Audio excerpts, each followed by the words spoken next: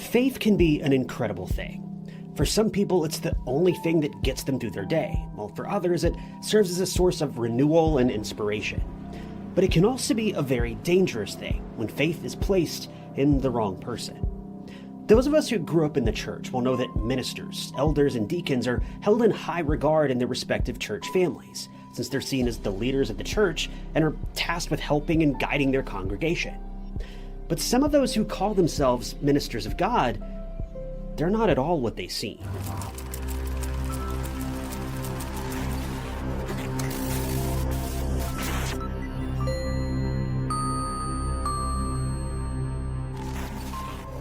Matt Baker served as a Baptist minister at the Crossroads Baptist Church in Hewitt, Texas, back in 2006. He and his wife Kari were well known in their community, and from the outside, their marriage seemed perfect. The couple met while they were both still students at Baylor University in Waco, and they immediately hit it off. Just 3 months later, they would tie the knot at Kari's parents' house, and following this, Matt would attend the George W. Truett Theological Seminary at Baylor University, where he completed his studies to become a pastor. The future looked bright for the young couple, since they were both active in the church and had found happiness in each other. That joy would only grow when they had 3 daughters, Kinsey, Cassidy, and Grace. But things would take a tragic turn when Cassidy was diagnosed with a brain tumor in 1998. Once the tumor was found, she started receiving treatment that at first seemed promising, and she was released from the hospital.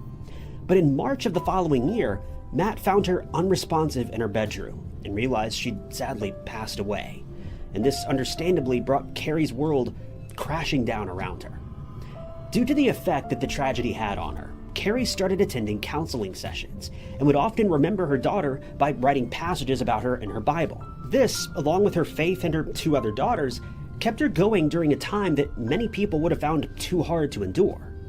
But no one could have foreseen the events that were about to unfold in the family's household. It all started with a 911 call that Matt made a few minutes past midnight on the 8th of April, 2006.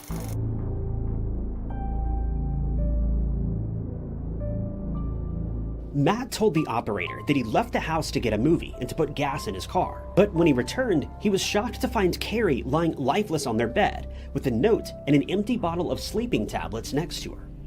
The note read, quote, "Matt, I'm so sorry. I'm so tired. I just want to sleep for a while. Please forgive me. Tell Kinsey and Grace that I love them very much. Please continue to be a great dad for our little girls. Love them every day for me. I'm sorry. I love you, Kari."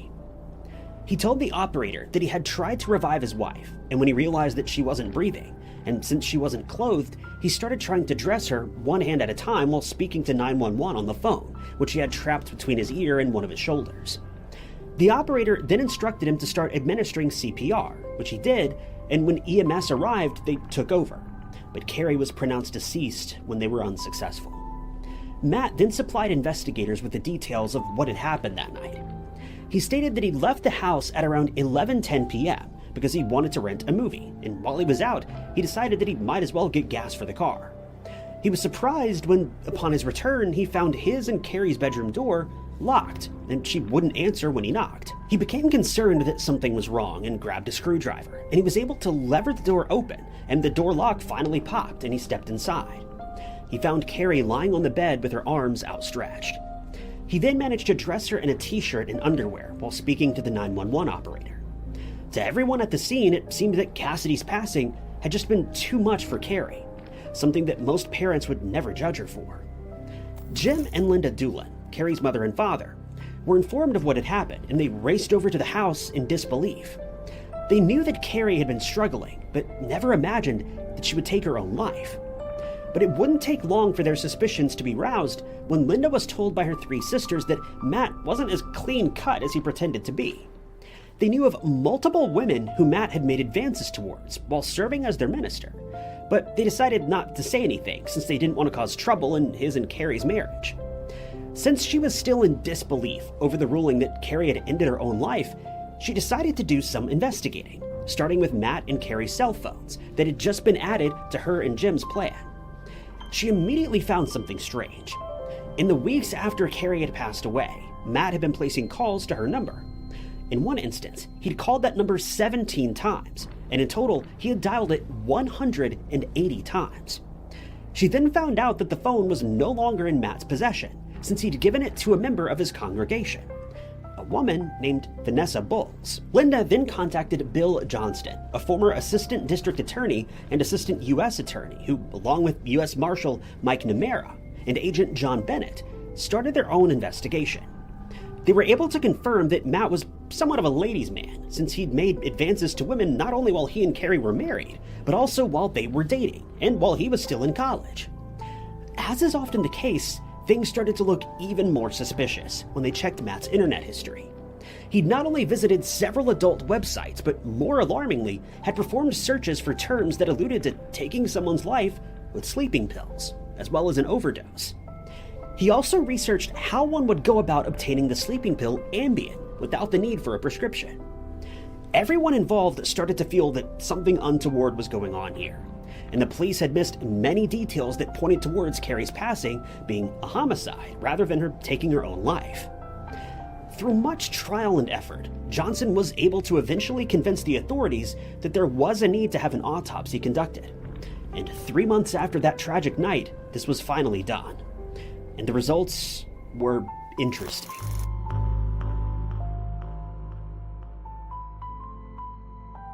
Since so much time had passed, it would have been impossible to find medications in Kari's blood. But the results showed that she had a type of sleeping medication called Unisum in her muscle tissue. This can be purchased over the counter. Ambien, the drug that Matt had researched, was also found, which was strange since Kari was never known to have taken that particular pill. Following these findings, the ruling was changed to an undetermined cause of death. Not only were there inconsistencies as far as Kari's passing was concerned, but there were now also rumors that Matt had been having an affair with Vanessa Bowles, to whom he'd gifted his wife's phone. Investigators realized that everything was not as it seemed, and they started suspecting that Matt may have ended Kari's life. He was arrested in September of 2007 and charged with claiming the life of his wife, but thanks to his defense attorney, Guy James Gray, he was released on bond. Gray was certain that Matt was innocent, and on one occasion told a news outlet that he only accepts cases that he has absolute faith in. He believed that it would be impossible to establish the cause of Kari's passing, and that prosecutors would not be able to prove that this was a homicide. Linda was even more upset when she found out that the assistant district attorney had decided to drop all charges against Matt just 6 months later, since he felt that the evidence in the case was merely speculative, and that it could not be proven that a crime had been committed. But she refused to give up without a fight. She filed a wrongful death lawsuit against Matt.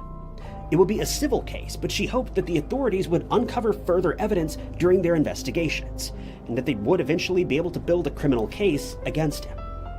Matt had to endure a deposition, during which he would be questioned under oath. Johnston later remarked that Matt could have opted to remain silent at this point, but likely because he wanted to make it seem like he had nothing to hide, chose to answer his questions instead. He denied ever having an intimate relationship with Vanessa Bowles, or anyone else while married to Kari. But much of his testimony regarding the events of that night didn't seem to add up. He stated that while he was talking to the 911 operator, it took him mere seconds to dress his wife, despite the fact that she was unresponsive, and that he had to do it mostly one-handed. But Matt's defense attorney still had the upper hand. All the evidence against Matt was circumstantial and speculative at best, and unless prosecutors were able to speak to Vanessa, it seemed likely the case wouldn't go much further. When investigators interviewed her on an earlier occasion, she admitted that she and Matt had been seeing each other, but insisted they only started doing so after Kari had passed away. But she'd failed to convince Linda and the prosecution. It had come to light that Matt and Vanessa had been seen at a jewelry store in the weeks after the incident, and that they'd been looking at wedding rings. It seemed implausible that they would consider getting married if they'd only been dating for such a short time. But stranger things have happened. They also found Vanessa's demeanor to be deceitful, either because she was lying or because she was withholding information that could prove detrimental to Matt's case. To get to the truth, Vanessa was ordered to testify in Matt's case, where she would come face to face with a grand jury.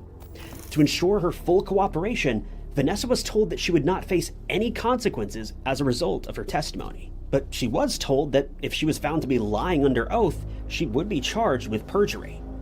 When she finally appeared in court, she insisted that she had told the police the truth, but she would then suddenly make a startling confession when asked whether Matt had ever discussed that night with her. She confessed that during one of their meetings, he told her that he wanted to tell her what had happened and that he would only do it this one time. After that, it would never be discussed again. His exact words to Vanessa were, "I killed her for you."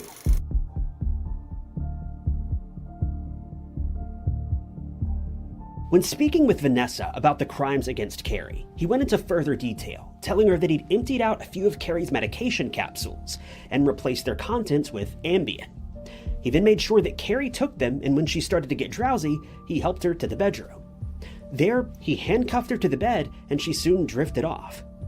He remembered that she started snoring, and this is when he enacted his plan. He kissed her on the forehead, told her to give Cassidy a hug for him, then started smothering her with the pillow. When his heinous act was complete, he uncuffed her and typed out the note that was found beside Kari, making sure to rub it on her hands so that her fingerprints would be present. He then staged the scene and left the house to ensure that he would have an alibi. The police officers who attended the scene never thought to check Matt's computer, which they soon discovered still contained the note that he had typed, and it was never confiscated as evidence. She also revealed that Matt had sent her an MP3 file of the All-American Rejects song Dirty Little Secret, and I think the implications are clear here. He told her to keep all of this information to herself lest she wanted to become his next regret. It should be noted that by this point, Matt and Vanessa were no longer dating, as she had already ended the relationship. Linda was elated at the news that so much information was gathered against Matt, and he was arrested once again in March of 2009. He was again charged with ending Kari's life, but this time the prosecution would have Vanessa on their side, something that would likely not have set well with Matt. It took about 4 years to get to this point, but for everyone who was close to Kari, the wait was well worth it just to see justice done. Matt continued to profess his innocence and insisted that he and Vanessa never had an affair. The court and everyone in attendance were expecting Matt and his defense attorney, Guy James Gray, to continue asserting that he never had been intimate with Vanessa. But to everyone's surprise, Gray stood up in court and proclaimed that he had been fooled by his client, who now admitted that he had cheated on his wife. He would later admit that this revelation took the wind out of his sails and that he no longer wanted to defend Matt, since it went against his policy to defend someone that he didn't have 100% confidence in. He requested to be removed from the case, but Matt insisted that he remain with his lawyer, and the court agreed. He did state that just because Matt wouldn't initially own up to the fact that he'd been unfaithful, it didn't mean that he was guilty, though the fact that he'd been lying for almost 4 years painted him in a less than favorable light. Instead, he focused on Kari's depression after Cassidy passed away. He reiterated that she was using a mix of medications that included sleeping pills, and that this would have made it easy for her to end her own life. But we can't forget the fact that she was never prescribed Ambien specifically, even though Ambien was found to have been in her system. Furthermore, he reminded the jury that no cause of death had been established, and hence they couldn't convict anyone of claiming her life. But luckily, Matt wasn't the only one who was aware of Kari's state of mind. Many of her friends told investigators that although she was finding it hard to deal with her daughter's passing, she was no longer depressed. This was confirmed by her grief counselor, who'd also shared another detail from the case. During her testimony, Linda told the court that the grief counselor spoke to her one day and told her that Kari had found crushed up pills in Matt's suitcase. She also revealed that she was afraid of Matt, or rather, afraid that he was planning to harm her in one way or another. She questioned Matt about the pills, but he assured her that they didn't belong to him, and that they'd likely been put in his briefcase by one of the people present at a youth center where he worked. He told her that as soon as he realized they were in his briefcase, he reported it to the youth center's security, but no record of such a report was ever found. As the case continued, more and more of Matt's statements about that night just didn't seem to make sense, and it seemed as though his case was starting to fall apart. The prosecution then started focusing on his claims of what happened after he found Kari unresponsive. They expressed their doubts about his ability to not only dress Kari in just 4 minutes without any help, but also the fact that he'd performed CPR while talking to the 911 operator on his phone. He'd also stated that he found Kari lying on her back with her arms outstretched. but photos from the scene prove that lividity had already set in. This term means that a deceased person's blood has started to settle towards the lowest parts of their body. Since the photos show that more lividity had occurred on Kari's left arm, they suggested that this arm may have been hanging off the bed, which is contradictory to the way Matt claimed to have found her. The next witness to take the stand was a man who owned a website in Japan. He told the court that his online pharmacy section of his website was accessed by Matt before Kari's passing, and that he placed an order for Ambien, but that he failed to complete the transaction. The case had grown in intensity by this point. There was still no telling what the jury would decide, but the atmosphere in the courtroom was about to get even more intense, as the time had come for Vanessa to take the stand.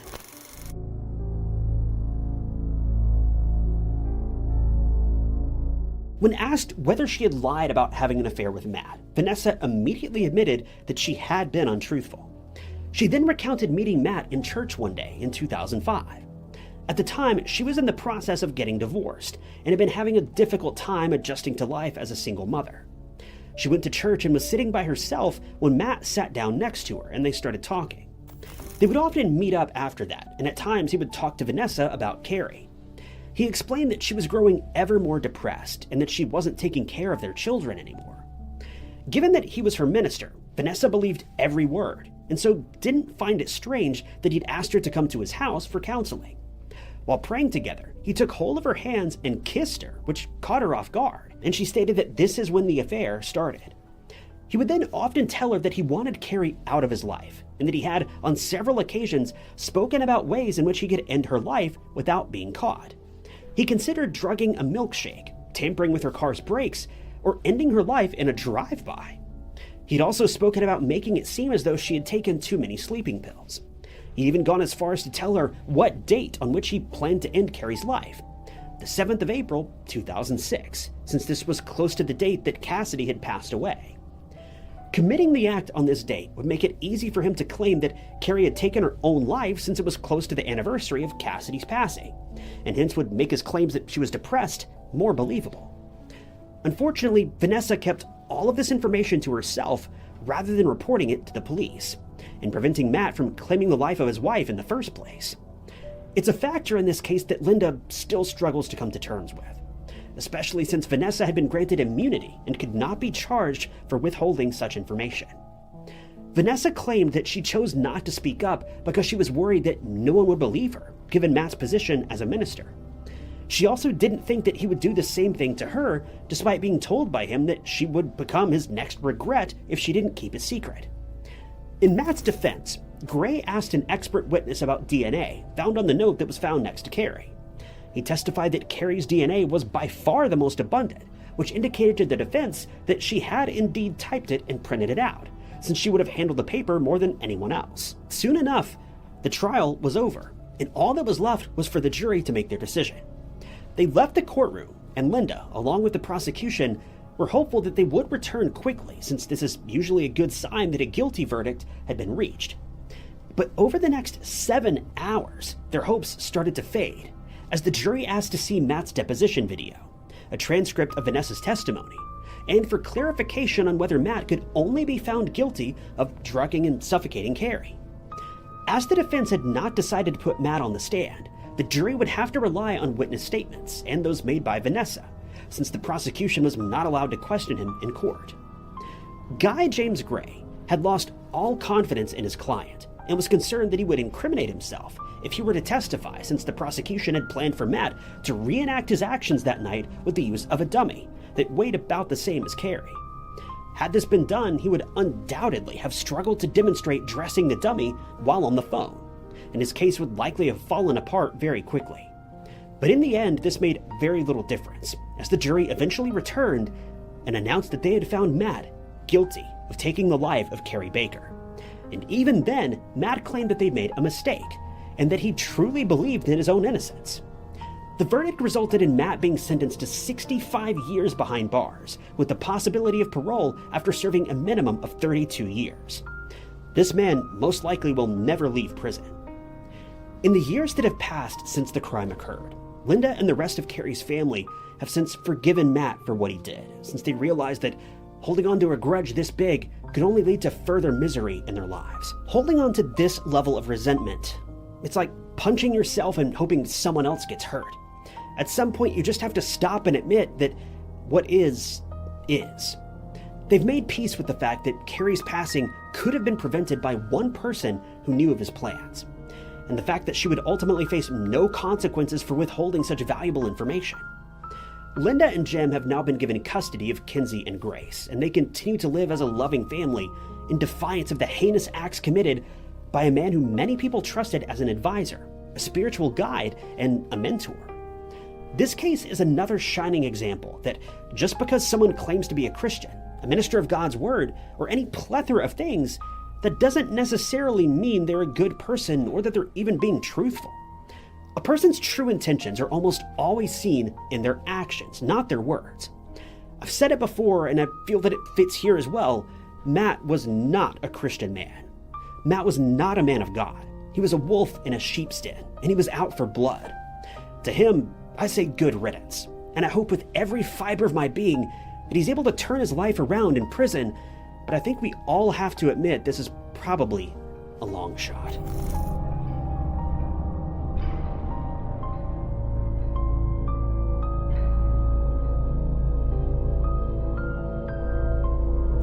Thank you guys for tuning in to another episode of True Crime Stories. If you enjoyed this video, check out this other interesting case I covered, and don't forget to subscribe. It's totally free and keeps you up to date with all of my future videos. You can also click that join button below or down in the comments to support the channel and see new videos long before everyone else does. But my name is Ty Knotts, and I'll catch you guys in the next one.